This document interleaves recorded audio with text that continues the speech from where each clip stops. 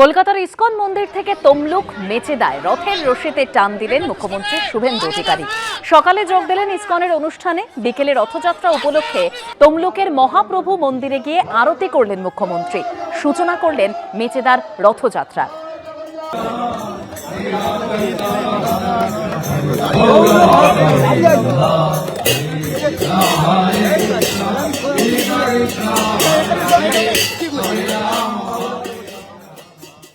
পুরী ধামকে স্মরণ করে দীঘা যে রাজ্য সরকারের কালচারাল সেন্টার আছে, সেখান থেকে পুরী ধামের সম্মান রক্ষা করে আমরা ধাম শব্দটি সরিয়ে নিয়েছি। সেখানেও আজকে মন্দিরে রথযাত্রা উৎসব পালিত হচ্ছে। হারোয়ায় ইডি, উত্তরপ্রদেশ এটিএস এর তল্লাশি, প্রচুর টাকা সোনার হদিশ পাওয়া গিয়েছে বলেই খবর পাওয়া যাচ্ছে। জঙ্গি কার্যকলাপে ফান্ডিং, পশ্চিমবঙ্গে ইডি, উত্তরপ্রদেশ এটিএস এর তল্লাশি। এই তল্লাশি অভিযান সূত্রে আর কি তথ্য সামনে আসছে আমরা জানবো। আমাদের প্রতিনিধি পার্থপ্রতিম ঘোষ রয়েছেন আমাদের সঙ্গে। পার্থ, দেখো, আজকে তুমি দেখেছো যে বিভিন্ন জায়গায় পশ্চিমবঙ্গ সহ দেশের বিভিন্ন প্রান্তে আজকে তল্লাশি অভিযান হয়।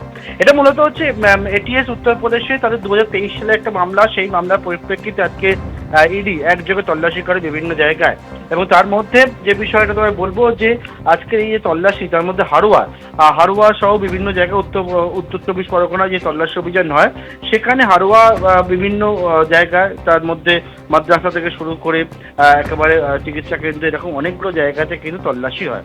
সেই তল্লাশিতে মূলত যে বিষয়টা ইডি দাবি করছে, তারা তল্লাশি করে একটি অফিস যেটা হারোয়ার, সেখান থেকে হচ্ছে 40 লক্ষ টাকা, যেটা হচ্ছে হারোয়ার আল জামিয়াতুল কালিকাপুরে, সেখান থেকে 40 লক্ষ টাকা নগদ পাওয়া গেছে তাদের অফিস থেকে। এবং তার পাশাপাশি হচ্ছে গোল্ড কয়েন পাওয়া গেছে 180 গ্রামের, এবং যেটা হচ্ছে তাদের লাইব্রেরিতে রাখা ছিল।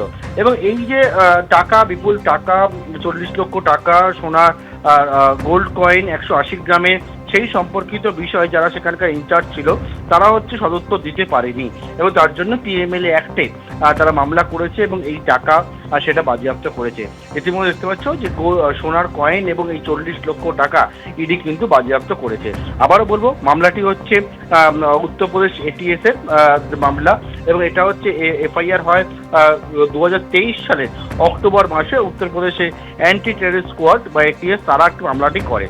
মূলত যেটা হচ্ছে বাংলাদেশি এবং রোহিঙ্গা যারা রয়েছে তাদেরকে বেআইনিভাবে ভারতের স্থায়ী নাগরিক করে দেওয়া, বেআইনিভাবে অনুপ্রবেশ করানো, জঙ্গি কার্যকলাপের সঙ্গে লিপ্ত করা, এরকম অনেকগুলো বিষয়গুলো তারা জানতে পারে। এবং সেক্ষেত্রে হচ্ছে বহু ক্ষেত্রে হচ্ছে জাল করে পাসপোর্ট, আধার কার্ড, ভোটার কার্ড, এই সবটা করে ভারতীয় নাগরিক পর্যন্ত বানিয়ে দেওয়া হতো। এবং সেই টাকা, যে টাকা সংগ্রহ হতো, সেই টাকা কোথায় কোথায় গেছে, সেই টাকার উৎসের সন্ধানে আজকে কিন্তু এই রেড, এবং সেই রেডে বিভিন্ন জায়গায় তল্লাশি। এবং সেই তল্লাশিতে ইডির তরফ থেকে যে বিষয়টা বলা হচ্ছে যে হারোয়াতে সেখানে যে তল্লাশি অভিযান হয়, সেই তল্লাশি অভিযানটা হয় হারোয়ার আল জামিয়াতুল ইসলামিয়াতে, এবং সেই জায়গায় হচ্ছে 40 লক্ষ টাকা নগদ এবং তার সঙ্গে 180 গ্রাম সোনার কয়েন, সেটা কিন্তু বাজেয়াপ্ত করেছে তারা। এবং গোটা বিষয় এই টাকা এবং এতটা সোনা, যে কয়েন রাখা ছিল, টাকা রাখা ছিল অফিসে, সোনার কয়েন রাখা ছিল লাইব্রেরির মধ্যে, এবং সেই জায়গায় সদুত্তর দিতে না পারাতে ইডির তরফ থেকে পিএমএলএ অ্যাক্টে মামলা করা হয়েছে, এবং এই টাকা এবং সোনা তারা বাজেয়াপ্ত করে। বেশ, ধন্যবাদ পার্থ।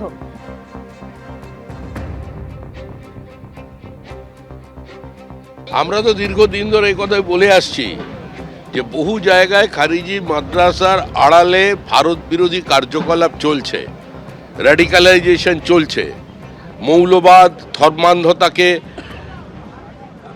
ঢুকিয়ে দেওয়া হচ্ছে ছোট ছোট শিশুদের মনে। এই ইন্ডক্ট্রিনেশনের বিরুদ্ধে তো সমাজকে ঐক্যবদ্ধ হতে হবে। বুদ্ধদেব ভট্টাচার্য যে কথাটা বহু যুগ আগে বলেছিলেন, তারপরে পার্টির চাপে নিজের অবস্থান বদল করেছিলেন। যদি সিপিআইএম এর সামান্যতম দায়িত্বজ্ঞান থাকতো, দেশ সম্পর্কে শ্রদ্ধাভক্তি থাকতো, তাহলে বুদ্ধদেব ভট্টাচার্যের সেই বক্তব্যটাকে গ্রহণ করাতেন। ব্লক ভোটের জন্য তিনি সেখান থেকে সরে আসতেন না। অর্থাৎ সিপিএমও যা করেছে, তৃণমূলও তাই করেছে। আমরা একটু অন্য রকম, আমরা সাম্প্রদায়িক, তো আমরা ব্লক ভোটের ওপর নির্ভর করি না। এবিপি আনন্দ, এগিয়ে থাকে, এগিয়ে রাখে।